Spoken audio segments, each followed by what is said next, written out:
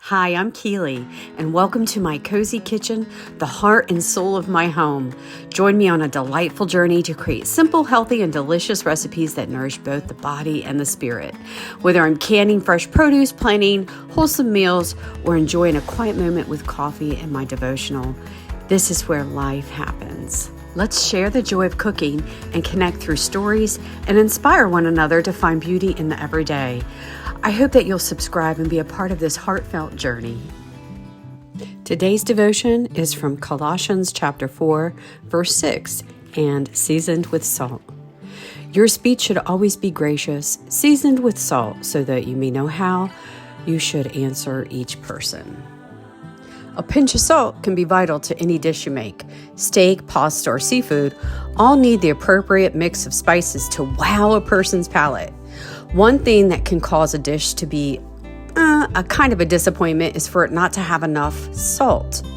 Watch any cooking show and you'll see that the cooks put a pinch of salt on everything, from pasta water to ground beef to salads.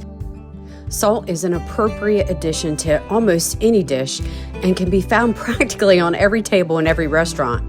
Salt is essential when fermenting cabbage. This sauerkraut recipe is our favorite and I always have it in the fridge.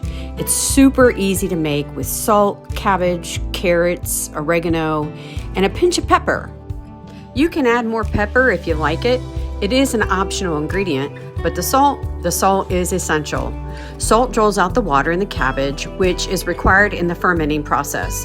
It's ready to eat within a week. However, the longer it sits, the better. And in my opinion, I let mine ferment for 2 to 3 weeks on the countertop. We eat it as a side dish, on pork dishes, and even burgers.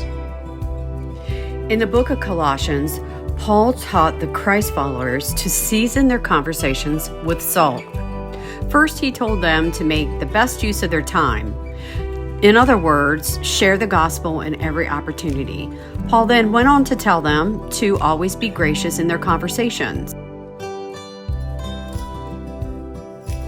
Grace in a conversation is like salt in a dish. You can't go wrong.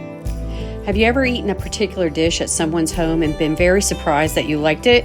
Well, this was me with sauerkraut. So obviously I had to get the recipe, and now I make my own sauerkraut. I do not buy it from the store. Homemade is so much better. Our conversations with others should be in the same way. Homemade with a pinch of salt. You know, we don't always know people's experiences and where they're coming from spiritually. They may have little gospel experience, or they may have encountered where the gospel was presented in an aggressive or harsh way, or they may have a past that causes them to be hesitant to learn. Our conversation should always be well seasoned, and a dash of grace is always appropriate. Lord, remind us to always season our speech with grace. Teach us to speak the truth, but to speak it in love. May every word that comes out of our mouth point others to you.